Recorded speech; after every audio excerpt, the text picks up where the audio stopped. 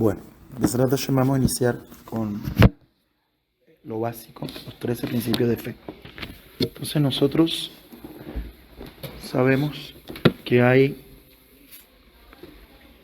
unas bases, la Torah tiene unas bases, la espiritualidad judía tiene unas bases. ¿Cuáles son las bases de la espiritualidad judía? Estas 13 principios o 13 fundamentos. ¿Okay? En hebreo se llama Yud Gimel y Karim. Yud Gimel 13, Yud Gimel 13 o Gimel y Karim. Y Karim son las bases o son los fundamentos de la fe, de la creencia judía. Entonces, esto que está acá siempre ha existido. Pero el primer sabio que los compiló, que los organizó y que, digamos, redactó un texto, que es el que decimos, fue Maimónides. Maimónides, Rabí Moshe ben Maimón, fue un sabio que vivió en el siglo XI de nuestra era, primero en Córdoba y después en Egipto, bueno, en muchos lugares, pero después en Egipto, y es uno de los más grandes sabios de toda la historia de nuestro pueblo. Entonces, cuando Maimónides vivió, hay que saber que el pueblo judío se encontraba en un momento crítico. ¿Por qué? Porque por un lado estaban los cristianos con una férrea búsqueda o llamemos obsesión por convertir judíos al cristianismo.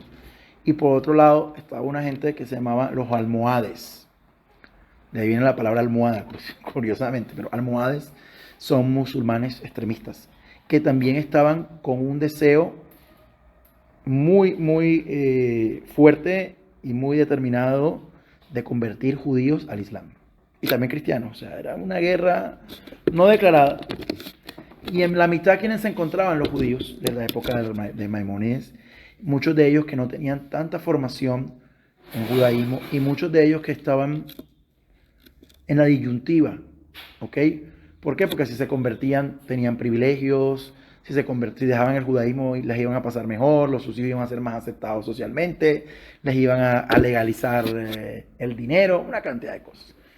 Entonces, en ese momento histórico, el Rambam escribe un libro que se llama el Mishneh Torah, muy conocido, que es la base de la observancia, o sea, cómo ser un judío respetuoso de la Torah, vivir la Torah, cómo ser un judío entregado al Todopoderoso. Dice, tú lees mi libro y lo vas a poder ser. Así dice en la introducción al Mishneh Torah. Ahí arriba lo tengo, en varios tomos, en español. Muy buena traducción, la mejor que hay en español. Hay varias traducciones, pero esta que tengo de acá, de una editorial argentina, se llama Moaj, es la mejor en castellano. El punto por el cual empezamos por aquí es que, aunque lo vemos muy cortico, aunque lo vemos muy conciso, estos 13 principios de fe, estos 13 fundamentos, como me gusta llamarlo a mí, porque eso es lo que traduce literalmente, son la base de todo. Aquí está un resumen de lo que todo judío debe creer, debe conocer y debe saber. Por eso, en muchos lugares, como aquí, nosotros lo decimos al final del rezo, y tú vas a ver Sidurim que está al final del rezo. ¿Por qué? Para recordarnos nosotros cada día de qué es lo que somos, qué es lo que creemos y cómo actuamos. Porque hoy en día vivimos en un mundo donde hay un diluvio, ¿cómo se llama? Una tsunami de ideologías, de creencias, de posturas, de filosofías, de religiones, de todo tipo de cosas. Y como judíos debemos entender qué es lo que creemos y por qué lo creemos. Entonces, empieza así. Are anima a mí bemuna shelema bishelosha esre y karim. Traducción. Yo creo con fe perfecta. ¿Okay?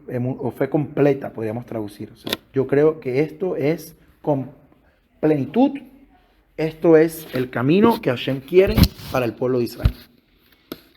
Lo que vamos a estudiar aquí es lo que Akadosh Baruj Hu ha determinado para el pueblo judío y ha determinado que es la creencia, la base y el fundamento de lo que nosotros somos.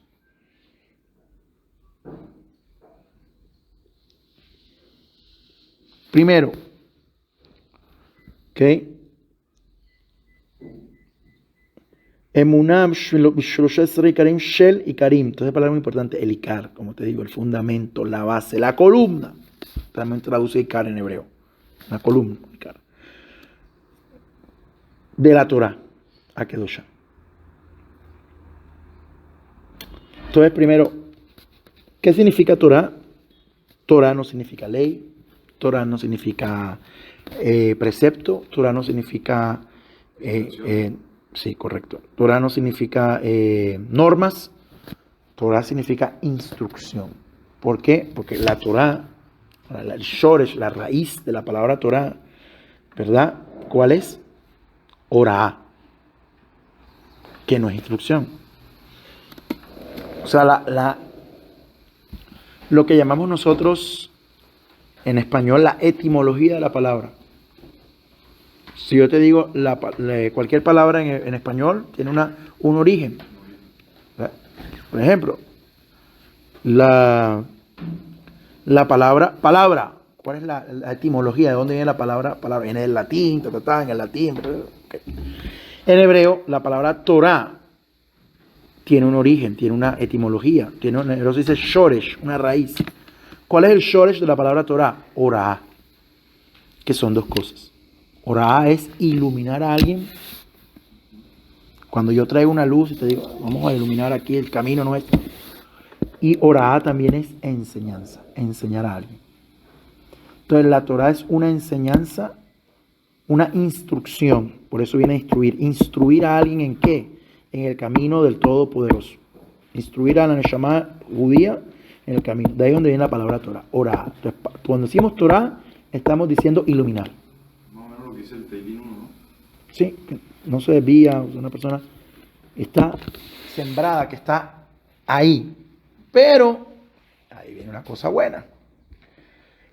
Para que haya iluminación, ilustración, ¿qué se necesita? Necesita combustible, necesita todo lo demás, ¿verdad? Necesitas una llama, necesitas un fuego, necesitas todo lo demás.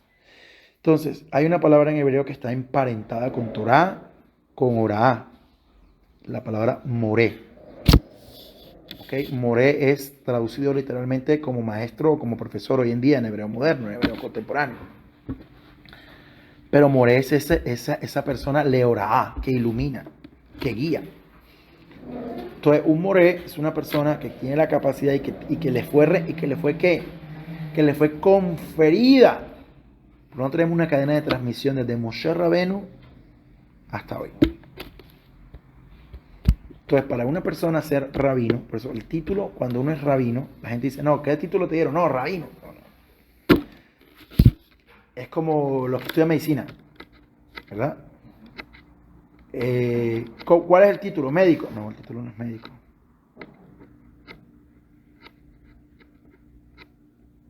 ¿Cuál es el título?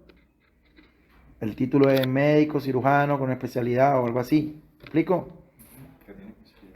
¿Verdad? O galeno, todo lo demás. El título, cuando una persona es rabino, es lloré. O sea, el título, un rabino no dice, y por lo siguiente te damos acá el título de rabino, no. Lloré. Yadim. Hay tres tipos de títulos. O uno que se llama Rav Umanij. Rabino Umanij o director, que puede manij. Manigut es dirigir a alguien. Pero el título, el primero que te dije, Rav Umanij, lo crearon hace como 100 años. Porque había gente que no daba la talla para entonces le hicieron una cosa intermedia. El título de rabino es lloré.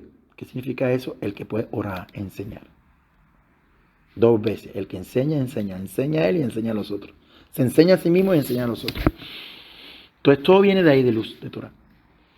Entonces, para hacer un lloré, el lloré recibe su formación desde quién? De Moshe Rabbeinu, una cadena de lo que se dice en hebreo smijá. Smijá, que es ordenar a alguien. Literalmente, asmajá, colocar las manos sobre alguien. Por eso cuando una persona es ordenada como rabino, después que estudió todo lo que estudió, le dicen, ahora tú eres un lloré, tú puedes iluminar, instruir al pueblo judío. De ahí viene Torah. Entonces, una persona que no tiene un lloré no puede instruir. Pero siempre va a tener ¿qué? Un rabino. Por eso dice la Gemara, haz rabino, pequeabot, y sal de la duda. Hoy en día encontramos mucha gente que yo soy moré. ¿Y por qué eres moré? No, porque me leí 3 libros más que tú. Okay. Entonces, si yo me leo 10, ya soy más moré que tú. No, que yo soy Raf. ¿Y por qué es Raf? No, porque yo estudié 3 meses en una yeshiva. Ok, o sea que si yo voy 6 meses, soy más rabino que tú. ¿Me hago entender? No va por ahí. O sea, el hecho no es estudiar. El hecho es que tienes claro las bases y sabes cómo interpretar y cómo guiar y cómo, a la luz de lo de que es la Torah, cómo guiar a las personas. Entonces, son los fundamentos de la Torah, de la luz, de cómo iluminar a los demás. Entonces, cuando tú vas a estudiar con una persona, tienes que saber que tú estás y lo que le vas a transmitir, lo que le vas a guiar y cómo transmitirle y cómo llegar y cómo tener claridad en los conceptos para que sea de la mejor forma. Por eso es importante tener un rab, una persona, una guía para que te ilumine correctamente. Porque imagínate que tienes una persona que no sabe muy bien, sino que tiene alguna idea, algún concepto, al final va a tener errado. Y eso lastimosamente hay mucho hoy en el mundo. Gente que dice, no, que yo soy rabino, que yo soy... ¿Pero dónde estudiaste tú? ¿Quién eres tú? No, que yo siento en mi corazón que... autodidacta, ok. O sea, como siempre le digo a las personas, tú en tu profesión, si tú tienes un dolor o algo así, Shalom, Dios no lo quiera, tú vas a ir donde un médico autodidacta. Si tienes médico, dice, no, ¿usted es médico? Sí, autodidacta, porque yo me leí todos los manuales de medicina, todos que tuve yo me los leí. Ah, sí. ¿Pero eres médico? No. ¿Fuiste a alguna? No. Gracias, muchas gracias. De persona. Un general, aquí un deportólogo. Por favor, ahí voy. Peor. Entonces un general, médico general, que te dice, yo me leí todos los manuales de deportología, todos me los leí, y estuve en clase de deportología, pero eres... No, tampoco vas a ir. Ahora, con la neshama tuya, con tu alma, que es para toda la eternidad, la gente se va donde cualquiera. ¿Por qué? ¿Cómo haces eso? Con tu cuerpo, que es un ratito, ¿verdad? 120 años, ahí sí, no, yo tengo que ir donde el mejor. ¿Cuánto vale el mejor? No, lo que cueste, no me importa. Porque voy a ir donde el mejor especialista que hay. Y hay gente que se va a Estados Unidos a tratarse, porque piensa que los especialistas de acá, o que no dan la talla, y van y cruzan el mundo por algo del cuerpo. Pero tú le dices algo a la neshama, no, cualquiera, ¿quién sirve? ¿Verdad? Entonces es muy fuerte. No puede cualquiera. Si fuera así, imagínate. Tov, entonces ya dice, de nuestra Torah. Torah Kedoshá. Si tú lees en hebreo, mira que dice, no dice Torah solo, sino que dice Torah Kedoshá. ¿Qué quiere decir Torah Kedoshá? Santo. De santidad. ¿Qué quiere decir? Que no es para cualquiera. La Torah es Kedoshá. ¿Y para quién es la Torah? La Torah Kedoshá. Kedoshá es el femenino de Kadosh. Torah en hebreo es femenino. La Torah. En castellano también es femenino. Kedoshá es Kadosh, santo en masculino. Kedoshá en femenino. Entonces, ¿por qué te dice nuestra Torah la Kedoshá, la sagrada? Podemos traducir así. Sí, porque mira lo que te voy a decir. Solamente el que tiene un alma, la raíz de su alma es sagrada, llega a la Torah. Si la raíz de su alma no es sagrada, tú puedes tener tu mamá, tu papá, tus hijos, tú eres la gente que más quieres en tu vida. Y para ellos la Torah es cualquier otra cosa. Y tú les hablas y tú les dices, sí, qué bonito, qué lindo, me alegra mucho, mira, me parece fantástico, dedo arriba, que toda la mejor energía, pero no vibra con esto. Porque la raíz de su neshama no viene de la Kedushá. Entonces, solamente el que la raíz de su neshama viene de la Kedushá, ese dice la Torah. Tú le hablas algo de Torah, tú dices, ¿qué es esto? ¿Cómo puede ser? Siente una atracción inmediatamente. Por eso te dice Torah Kedushá. Cada palabra que está aquí tiene una razón de ser. Y te puedo decir una cosa, te voy a decir una cosa muy fuerte. Hay gente que el cuerpo es judío, nació en un vientre judío. Pero la neshama, la raíz de la neshama no vibra con la Torah. Entonces hay un problema.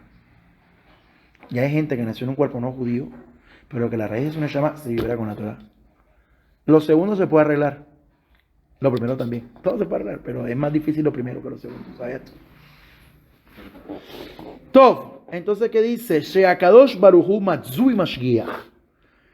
Que el Creador bendito su nombre existe y dirige todo lo que existe. Entonces, ¿qué está diciendo aquí la Torah? Aquí el Ram.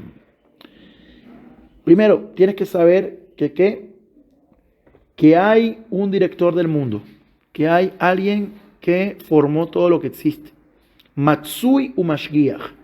Entonces, en el castellano lo dijeron que existiría todo lo que existe, no.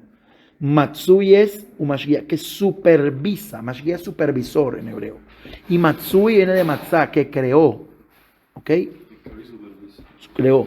¿Qué quiere decir? Que todas las cosas en el universo, todo lo que hay en esta creación, fue formado por el Todopoderoso. Nada se creó a sí mismo y nada tiene independencia. Nada puede decir, no, yo me dirijo, no.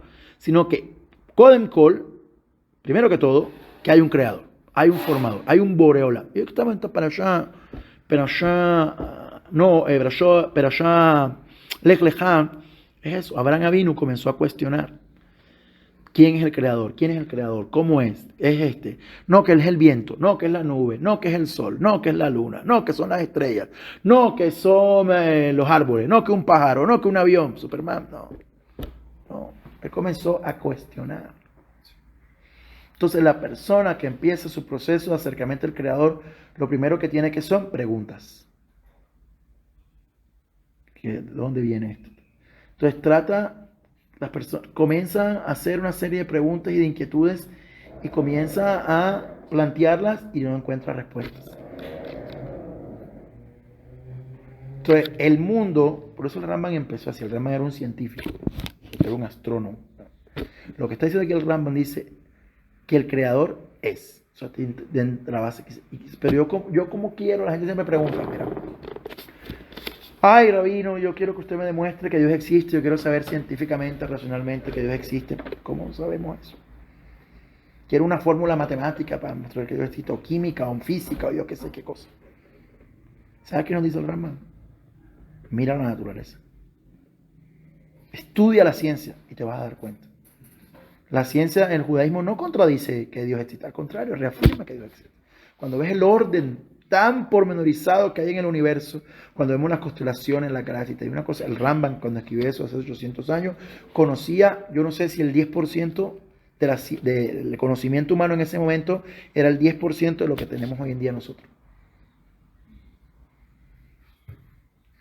El ciclo de la naturaleza, dice él, las corrientes, las mazalot, las constelaciones,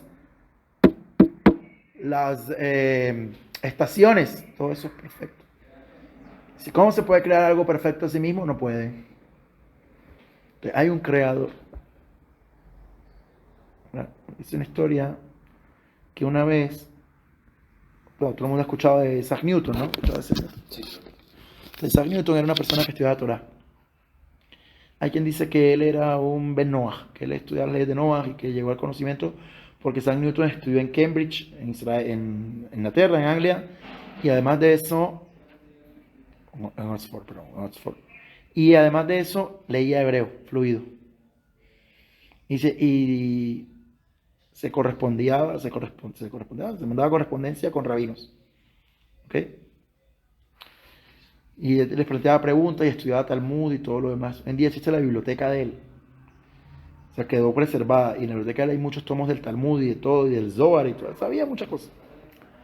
Entonces, él tenía un modelo del sistema solar en su estudio, en su laboratorio.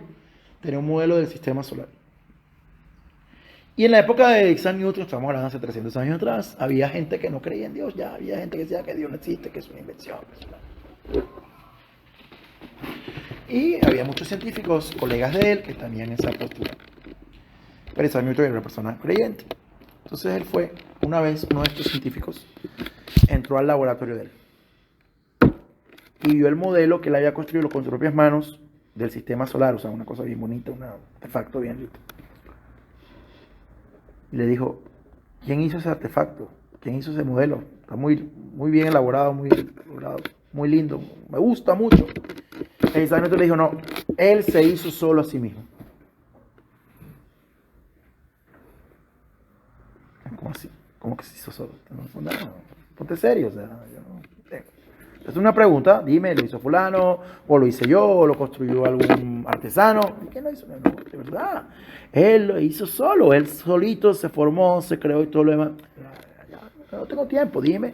Si no me quieres decir, dime, no te quiero decir y ya, nos vamos a pelear. Digo, no, se hizo solo. Digo, no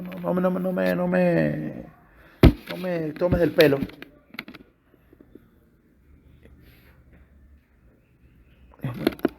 Tú no puedes creer que este aparato se hizo solo, que es un aparato de metal, madera, pero sí crees que todo el universo se hizo a sí mismo. ¿Cómo puede ser? El hombre reflexionó ahí. Entonces, el punto muy importante es ese, reflexionar. O sea, el judaísmo requiere que tú cuestiones y preguntes. En otras creencias, el cuestionar, el preguntar es malo. ¿No? ¿Y por qué esto? No, hay que creer, porque eso es por la fe y por el dogma, y si no crees eso, te vas al infierno. No hay por qué hacemos tal cosa, no, porque así hay que hacerlo. Pero ¿por qué?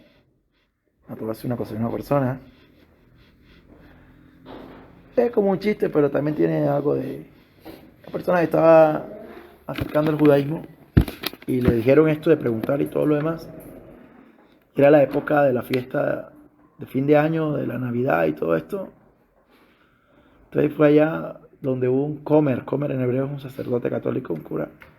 Y dijo al cura, yo tengo preguntas. Y dijo, sí, ven acá, dime qué preguntas tienes. Primero que todo, ¿por qué hay que poner un árbol en esta época? Un pino. ¿De dónde sale eso? ¿Dónde está? Yo busqué, yo vi, no le supo responder. Segunda pregunta, ¿por qué rojo con verde? Que colan la casa de rojo con verde. ¿De dónde sale el rojo? ¿Dónde sale el verde?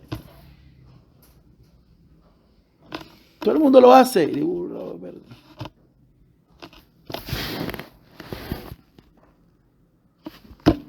Tercera pregunta. ¿Cómo así que nació el 24 de diciembre aquí, en esa época, aquí en Israel hace frío? Me quedé callado. Entonces que le dijo, cura, ¿sabes qué? Vete, porque tú eres un hereje. Así rapidito lo despachó. Eres un hereje. ¿Por qué? Si yo le dije que iba a preguntar unas cosas fácil. Fácil, yo no te estoy preguntando cosas de teología, ya, ¿no? Porque rojo con blanco, con verde. Porque... Y lo hace la gente, todo el mundo lo hace. ¿Por qué lo hace? No sabe nada. El Yehudí se cuestiona. Tú me dices que hay un creador, como yo quiero conocer al creador. ¿Qué dice el Rambam? Ciencia. Astronomía, matemática, física, química. Sí, ahí lo vas a conocer. Lo vas a entender. ¿Que hay un creador? Sí, hay. Entonces, pero yo quiero saber, ¿por qué me dices tú que hay un creador? Porque a través del estudio de la ciencia, por eso nuestros sabios son, en la historia tú comienzas a analizar y ver un poquito su biografía, fueron científicos siempre. Y fueron rabinos, y fueron matemáticos, y fueron médicos, y fueron astrónomos, y fueron esto, y fueron, ¿cómo se llama? Estudiaban poesía, literatura, y ¿en qué tiempo? Era un conocimiento, lo que llaman hoy en día holístico, universal. La Torah te exige eso. Y después te dice Matsui, el que creó. Él creó y dirige el mundo. Y él supervisa. ¿Qué significa eso? Que cada evento, cada cosa que vemos en la creación, hay una dirección divina. No existe algo que el Todopoderoso no esté bajo su dirección, bajo su control, bajo su dominio y bajo su estricta supervisión. Eso es. Entonces, mira, aquí hay una cosa muy interesante para reflexionar, ¿no? Siempre reflexión.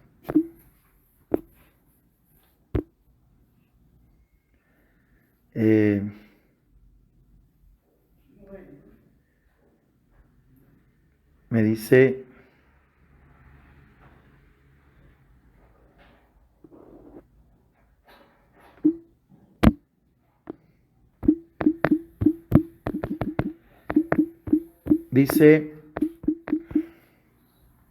una cosa.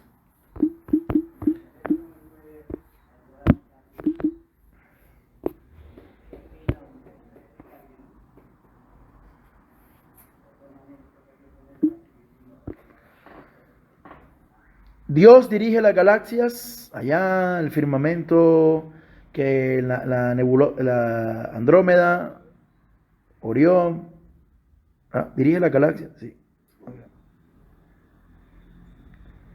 Dios le ordenó al pueblo de Israel que respetara las leyes del kosher, del kashrut, ¿verdad? Que no comiéramos carne con leche, que no comiéramos ciertos animales, 100%. Sí, Entonces uno dice, bueno, yo voy a hacer una pregunta, Rabino. Si Dios está ya dirigiendo la nebulosa de Orión, la galaxia Andrómeda, ¿qué le importa a Dios que si yo tengo aquí un plato en el que comí queso no ponga ahí carne? ¿Es eso importante? Dios está pendiente si me voy a tomar un café, si dije la verajá o no dije la verajá. Dios está pendiente de que ahora, de que vino Rosh Hashanah, si escuché el shofar o no escuché el shofar. O si en la casa mía tengo la mezuzá o no tengo la mezuzá. ¿No cree usted que hay demasiados problemas en el mundo? Demasiadas situaciones en el mundo, por no hablar del universo, para que Dios esté pendiente de que me comí un pedazo, una hamburguesa y a las 3 horas me comí, shalom, un helado? Tiene otras preocupaciones de Dios. bueno, hay veganos ahora, el lado vegano. Pero bueno, digamos que era un helado normal, de leche. ¿No crees tú que hay una cosa más importante? No hay hambre en África, no hay problema, no hay guerra en Ucrania. Por favor, ¿no estás pendiente de lo que yo hago? Eso es lo que está diciendo aquí el Rambam. Matsui Mashgiach, supervisa.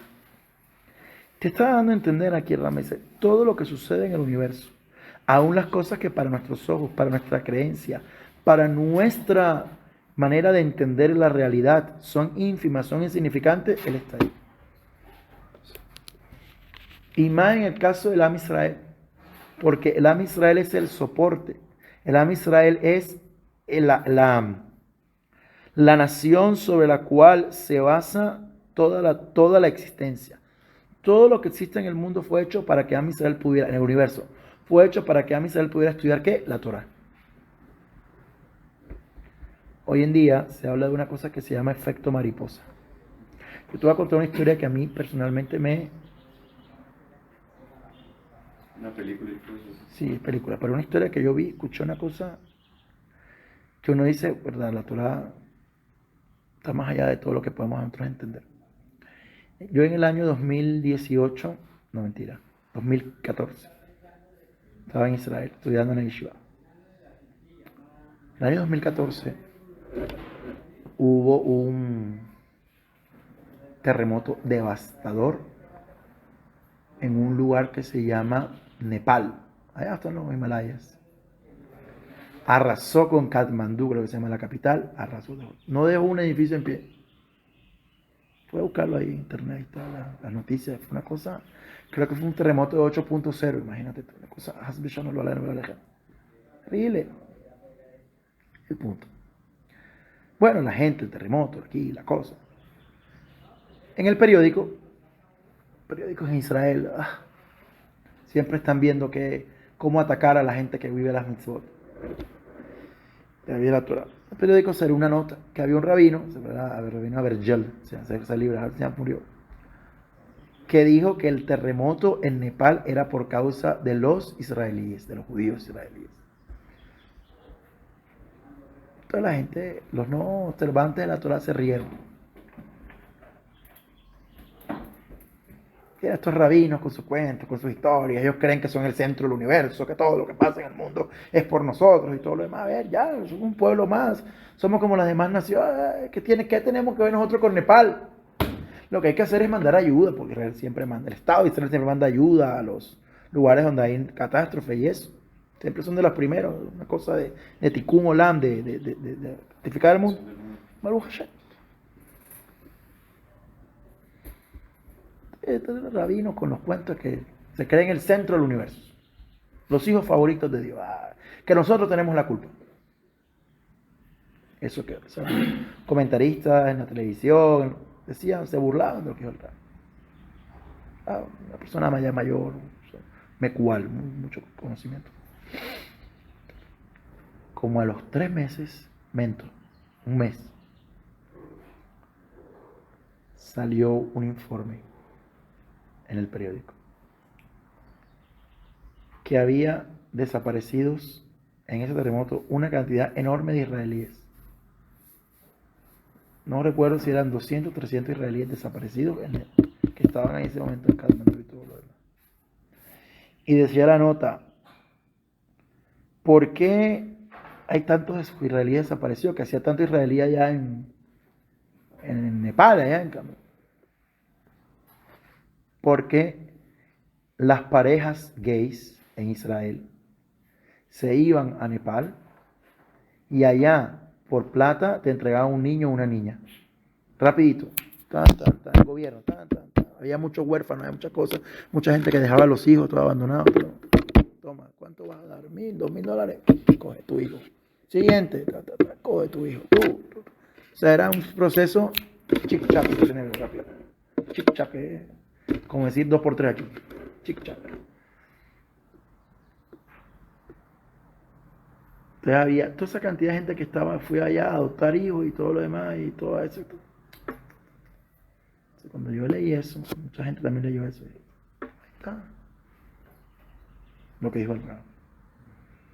Todas las cosas en Am Israel o es luz o es oscuridad. Pero tiene sus consecuencias. Y la familia, una catástrofe terrible, maravillosa. O sea, una cosa increíble. Fuera de este mundo, pero dice, ¿cómo? Mira, Hashem le dice a Israel, todo lo que yo te doy para la Torah. Tú te debías a la Torah. Mira, por eso el que viene a convertirse, hay que, dice la Gemara, el tratado de Yevamot, que la persona cuando viene a convertirse, Masejet Yevamot, tratado de Yevamot, página 46a. La persona cuando viene a convertirse hay que advertirle y decirle, tú ahora haces y no pasa nada. Tú ahora te vas de fiesta los viernes, te comes tu hamburguesa en McDonald's, o te comes tu ensalada, o que tiene problemas por los bichitos que hay que revisar, pero que tiene problemas de ensalada, hay que revisar los tolaim. Tú haces, deshaces, va, viene, Señor, no pasa nada. No pasa nada. ¿Para qué querés problemas? Como ese Rab Levin, Shelita.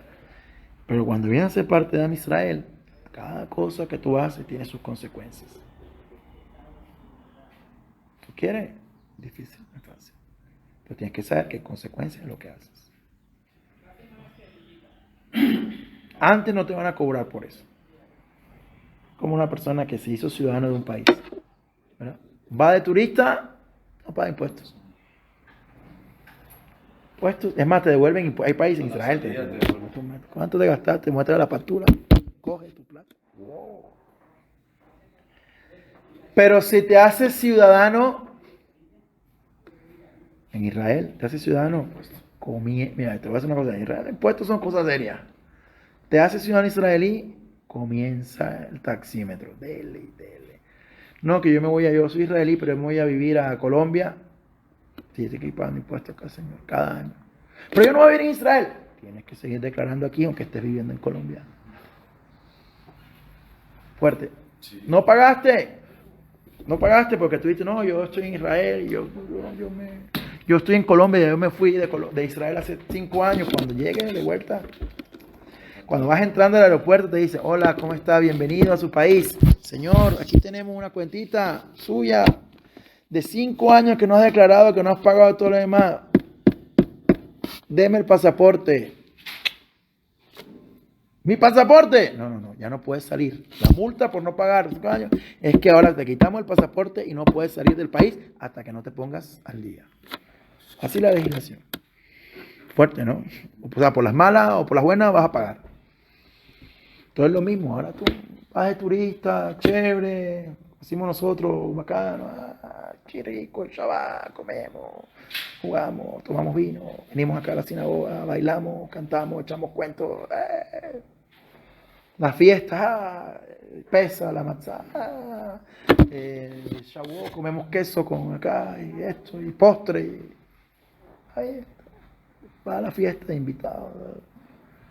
Pero cuando ya llega la Torah, Señor, ahí tienes Pesaj, wow, limpiar tu casa, todo, cada detalle, cada cosa, prepararte, disponerte en serio a vivir, a actuar, porque no es por sonar terrorista, todo lo demás, sino hay consecuencias. Mira, ya, tú no me estás preguntando, pero siempre, a mí siempre, me invitan a algún lugar, o aquí mismo, en Cali, un lugar a dar una charla, alguna cosa, yo voy. Y siempre encuentro en todo lugar donde he ido, no ha faltado la siguiente pregunta. Gente que me dice, yo le paso una pregunta. ¿Qué pregunta? Mira, Rabino, yo le quiero hacer una pregunta. Yo, cuando no era judío, que yo trabajo ayudo a gente que no es judía y estudio con ellos, lo que estamos haciendo acá. A mí me iba tan bien. Tenía negocio, tenía aquí, tenía acá, esto, tenía acá. Tenía una plata invertida acá, tenía una cosa allá. Iba muy bien. Y me gustó el judaísmo y comencé a estudiarlo y comencé a meterme y una cosa lleva a la otra y me circuncidé y me compré el talí, la kipá y esto y aquí. Me metí de lleno, me sumergí en esto, y me convertía con la cabot. Sí, pero cuando de un tiempo para acá la cosa se me fue cerrando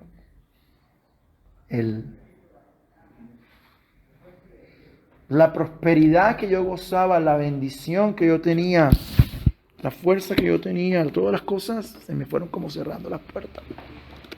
No se supone que cuando uno está más cerca de Hashem, mejor le va a ir.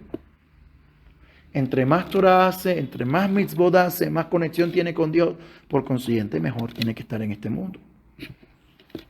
Sí, pero no así. Hay pruebas, número 1. Y número 2, te voy a hacer una cosa. Tú conoces cómo se vive el Shabbat plenitud, tú vives el Shabbat plenitud 100%. No es que a veces usted sabe que aquí, que allá, que el negocio, que la niña, que el niño, que la suegra. Tu kashrut en tu casa, 100%, solo que te alimentas con cosas kasher como tienen que ser. No es que a veces me toque irme de viaje por allá, por un negocio, por aquí, por acá, y entonces usted sabe, estoy lejos, estoy aquí, estoy allá. Y se me dificulta, y se me pone la cosa color de hormiga. Te pone el tefilín todos los días. Los hombres, no, es que a veces se me olvida, porque es que a veces tengo tantas cosas que el día no me alcanza. Necesito un día de 36 horas y no lo tengo. Y entonces no tengo el tiempo. Y de 7 días, bueno, 6 que se puede poner tefilín Shabbat, no, de 6 días a veces me lo pongo 3. Entonces, contéstate a ti mismo. Siempre me hacen esta pregunta, te digo, cuando tú no eras parte de Am Israel, tú no tenías obligación, no tenías nada, y no pasaba nada. Si lo hacía, aplauso. Si no lo hacía, no pasa nada. Ahora que yo hiciste un pacto con Boreolam, ahora que viniste de circunstancias, porque tú es un pacto con él, viniste ante un Beidín, testificaste y dijiste, sí, yo voy a cumplir la Torah, yo voy a hacer la Torah, yo voy a hacer la Torah, y después vienes y sales con otras cosas, ¿qué hace Hashem? Te da la espalda, papá. Eres un hijo rebelde, al hijo rebelde le puede ir bien. No, pero él sabe lo que hay en mi corazón. Es que no se trata del corazón. El corazón puede tener el corazón de oro. Puede ser el mejor corazón, el corazón del sadik. Se trata de lo que tienes que hacer. De tus acciones, lo que tienes que llevar a cabo. No de las intenciones. Tienes las mejores intenciones. Qué bonito. ¿Verdad? Él tenía la intención de ir, de ayudar, pero ya. Se trata de tus acciones. Entonces, eso es una cosa fundamental. entender eso. O sea, no es simplemente lo bonito de esto, lo llamativo de esto, sino entender las consecuencias de lo que estás metiendo. La letra menuda del contrato. La letra pequeña, a ver si me... Entonces, eso es lo que está diciendo el Rambam. No creas que cuando te llegas a la Torah, que tú como judío, que hay algo que se le escape a Dios. Si tú crees que hay algo que se le escape a Dios porque lo haces allá en lo oculto, allá en lo oscuro, allá donde nadie ve, allá donde no hay cámara de vigilancia, estás negando el primer principio de la fe judía. Que tú lo estás observando tú. Todo lo dirige, lo supervisa, todo lo dirige. Entonces dice, no, yo la mercancía, vendo mercancía, pero nada más pago impuestos por el 30% de lo que vendo. ¿Verdad? Porque la DIAN no lo ve, porque fulano no lo ve, no está bien, pero desde arriba todo lo ve. ¿Me vas a entender? Sí. O también hay otra excusa muy común. No, es que, mire, amigo, yo conozco muchos judíos y yo veo que fulano, que es dueño de esto, que es dueño de aquí, que no va a huir, no compra la Torah y le va bien. Y tal persona que esto también, mira.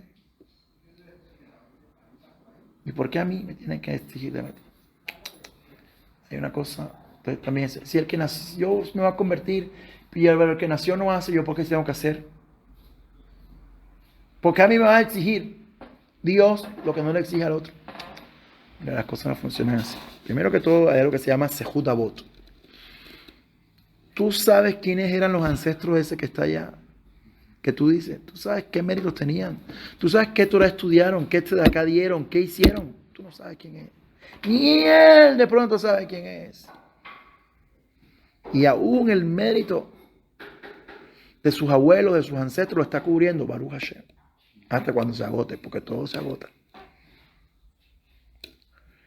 2, tú sabes qué mitzvah cumple fulano.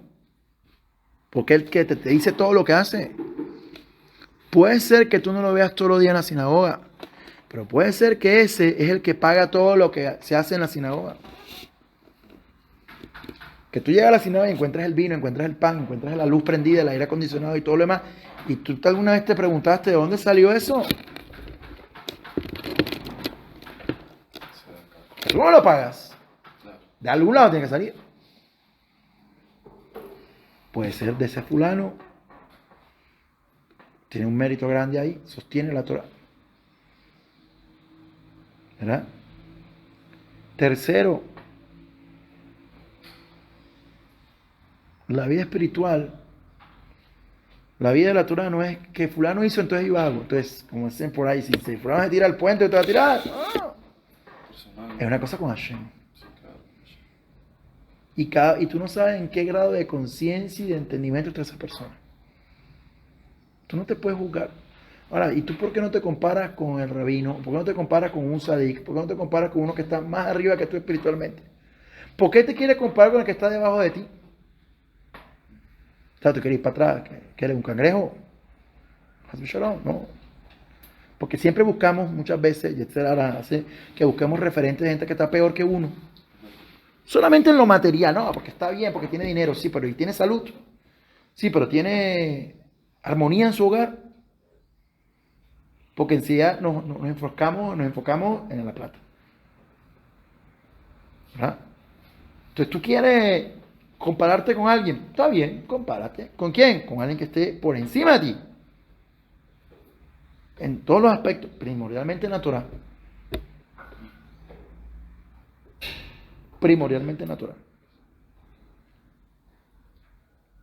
Entonces es eso, entender que hay una supervisión divina de cada cosa, de lo que sucede allá, en la siguiente galaxia o en los universos superiores, y lo que sucede aquí cuando yo estoy en mi casa cocinando y voy a revolver la olla de la carne con el cucharón de leche. Oh, no puede. Hashem Yitbaraj es el mismo que supervisa que el universo funcione y que las galaxias no se choquen contra la otra, y también supervisa lo que estoy haciendo en la cocina de mi casa con mi kashrut. Eso es lo que tiene el Rama, que al principio entiende, me dice la persona. Todo está bajo su supervisión.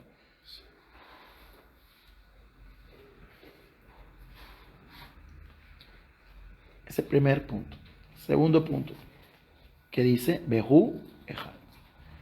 Si tú vas al hebreo vas a encontrar dos palabritas. En realidad son tres. Un conector y un artículo u, el, Ejad. Y el uno. O sea, él es uno. En castellano, tiene el concepto, vamos a empezar a ver una cosa muy importante, que él es uno y único. Ahora, ¿por qué la traducción al castellano? Porque en hebreo, si queremos decir él es uno único, Behu Ejad, Behu Yahid, tendría que decir, no dice eso. Ahí en hebreo dice Behu Ejad. ¿Por qué? Porque es la contaminación, porque es la manipulación y la tergiversación de los conceptos de las personas que en Occidente quieren acercarse a la Torá, quieren acercarse a la Israel, quieren acercarse a la Kedushá y quieren acercarse en definitiva a la Torá, al pueblo judío. Y es un concepto que hay en el cristianismo, que hay en todas las expresiones del cristianismo, llamado de que Dios tiene tres figuras o tres rostros o tres representaciones, o son tres fuerzas, tres que son uno, como el detergente, ¿no? Tres en uno, o como el aceite, no. El Rambam conocía perfectamente esto que estoy hablando, porque él vivía en Córdoba, en una sociedad que había todo esto, y conocía la teología y la enseñanza y los conceptos y la filosofía y todo lo que se esconde detrás de estas doctrinas y de estas creencias. Y cómo se presentan al judío y decirle, no, mira, esto es uno. Entonces lo que está diciendo, por eso decimos Yahid, uno y único, porque en castellano, mira que te dicen, no, nosotros creemos en un único Dios, pero tres personas, el papá, el hijo y la paloma.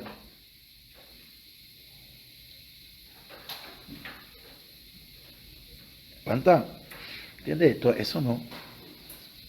Akadosh Baruj Hu es uno. Y no hay unicidad como la suya. Hay otras traducciones que traducen así, o sea, lo ponen así. ¿Qué significa? Si tú te pones a ver, primero que todo vamos desde lo más científico hasta lo más ya después. Todo en el universo, nada en el universo es uno, nada. Excepto Akadosh Baruj Hu. Nada es uno. ¿Por qué? Si yo me pongo a ver este mueble que tenemos aquí frente a nosotros, está compuesto por varias partes, varios trozos de madera, ¿verdad? Lo podemos descomponer en varios partes, trozos, sí. Pero hoy en día, para no alargarnos tanto, pero hoy en día yo veo que aún la cosa más pequeña que yo veo, un alfiler, o la cabeza de un alfiler, que está compuesta ¿por qué? Por átomos. Y aún los átomos están compuestos ¿por qué? Partículas subatómicas. Y cada vez se descubren más y nuevas los electrones, los protones, no sé qué. Y ahora los electrones parece ser que están compuestas por otra cosa. Y hay una división. O sea, hasta lo más ínfimo de la creación se puede seguir subdividiendo. Todo desciende de él.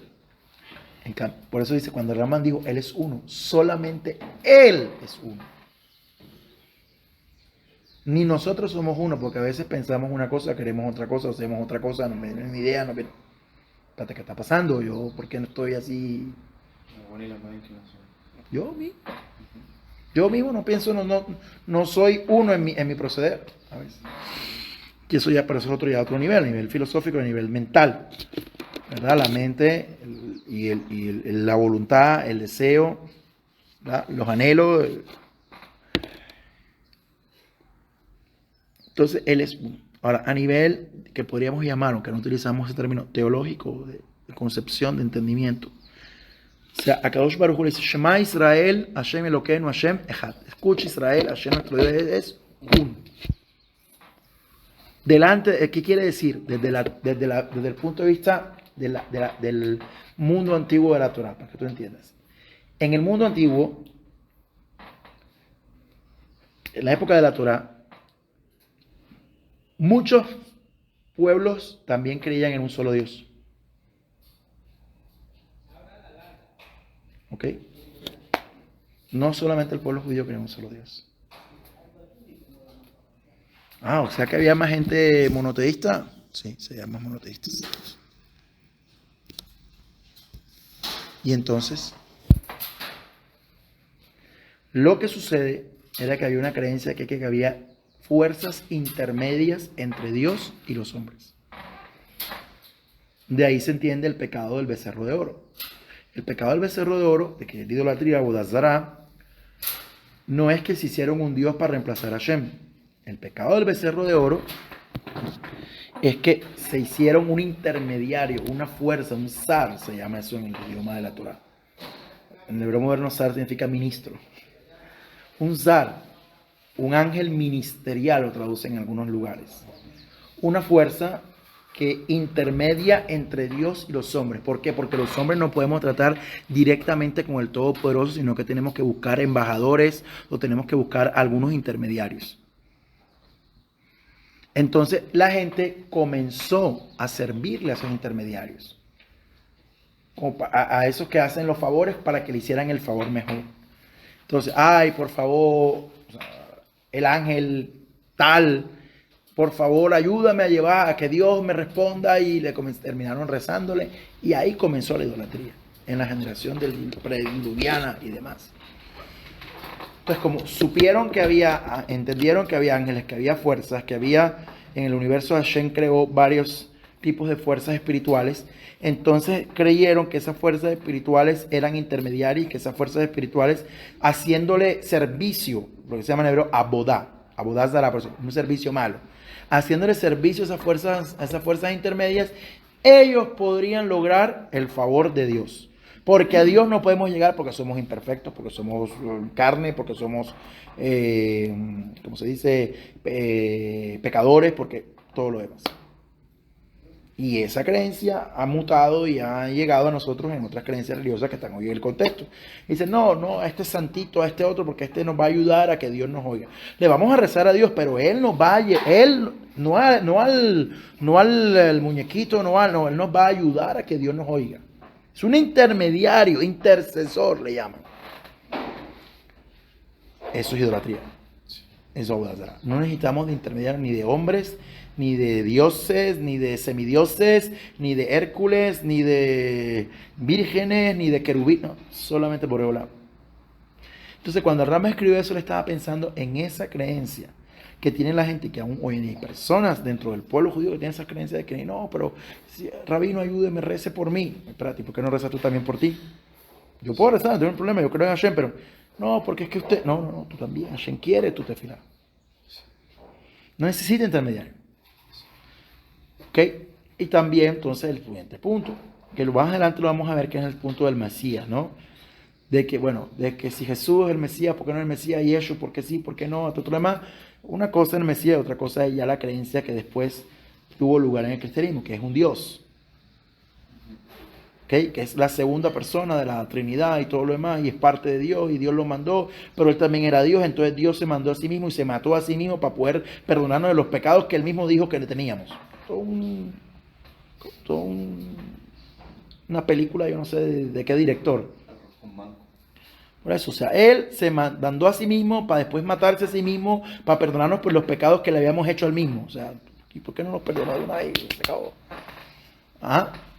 Entonces, toda esta creencia, todos estos pensamientos que son paganos, que son contrarios a la Torah, la Trinidad, la Dunidad, la Vinidad, la divinidad del Mesías, que esto, que aquí, que allá, que Jesús, que Yeshua, que Yoshua, como lo quieran llamar, le ponen hoy en día tantos nombres para camuflar la idolatría. No es el Mesías, y mucho menos es Dios. Y no hay ninguna fuerza que sea diferente de Hashem. Y termino con esto. Hay otra característica u otro pensamiento que va en contra de la Torah. Y es el pensamiento de que hay un Satán, que hay un opositor. ¿Verdad? También se trabaja mucho, que hay un opositor y que ese opositor quiere hacernos daño, quiere hacernos mal, quiere hacernos esto, quiere hacernos aquí. Claro, eso también es el Yetzer Hará. Por eso, pero más que eso, más allá de que sea el Yetzer Hará o sea el Yetzer Hara todo, que el Satán sea ese libro o sea esto que está acá, no es el punto. El punto es que todas las cosas, lo que va a decir Raman, todas las cosas están supeditadas a Hashem. Él las dirige, por eso te dice, por eso al principio te dijo, Él dirige. ¿Ok? Satán trabaja para Hashem. Exactamente.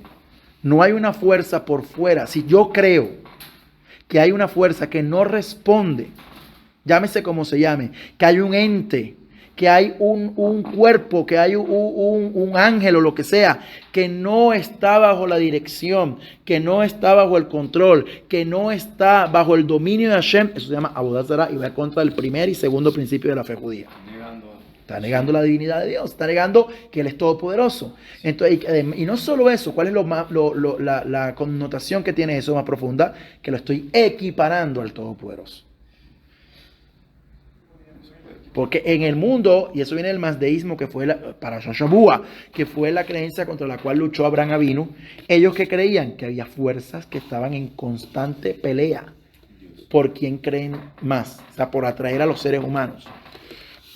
Entonces, el zoroastrismo, que era la creencia que dominaba en Mazda y Aura, o sea, las dos fuerzas, el bien y el mal, el yin y el yang. Bueno, ¿quién me sirve a mí? Ah, no, van bien para acá, me da más fuerza. No, no hay eso.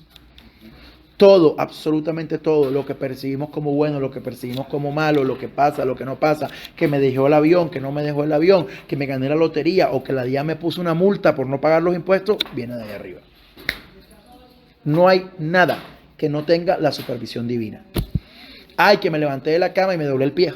Eso fue el diablo que me puso ahí el zapato para que yo me doblara el pie. No, no, no, no. Eso fue que no fui cuidadoso y que no tuve las precauciones y todo lo demás. Número uno. ¿Ok? Entonces, una cosa es ser espiritual y otra cosa es ser espiritista. Todo ponerle, no, espérate, cada cosa en su lugar. Y hay que entender que si yo sirvo a Boreolán, al Creador, al Dios de la Torah, Dios de Abraham, de Isaac, de Jacob, el Dios de Israel, Él domina todo. No hay ninguna fuerza que esté por encima de Él. Se supone cuando la gente dice, no, por ejemplo, hoy que los brujos salen, que no sé qué, que allá, que esto, que sí, hay impurezas, sí, eso existe. Pero nada está por encima de Él, no hay ninguna fuerza. Por eso cuando el brujo más fuerte que ha habido en la historia de la humanidad, Bilam, vino a maldecir a Israel, que dijo, no puedo maldecirlo. No puedo maldecir lo que yo bendigo. Pero míralo desde acá, mira desde esta óptica, mira, no puedo. ¿Por qué? Porque Hashem los bendijo. Y dos, ¿con qué nos bendijo? Con la Torah. Y el pueblo de Israel está en un nivel espiritual, un nivel de Torah tan grande que no puede. Por eso, si tú eres, aparte de Amisrael, estás en la Torah, y si estás conectado con lo que tienes que estar, y si estás en el nivel que tienes que estar, nada te puede tocar. El problema es cuando no estamos en el nivel que tenemos que estar. Cuando hay una mellita, cuando hay un huequito que no está en apertura por ahí, complicado, porque por ahí el rasha, el malvado, de todo lo demás, el que quiere hacerte daño, sabe y dice, por ahí me puedo meter. Por eso él lo vio, solamente has estudiado para allá, Bilam buscó, fue a diferentes puntos de donde ver, porque necesita ver algo por donde, no encontró. Después dijo, no, pero le buscó porque también la persona tiene que cuidar lo que ve, cuidar lo que habla, cuidar lo que come, cuidar lo que escucha y con quién anda. Porque esa es la debilidad nuestra. Una debilidad grande del ser humano.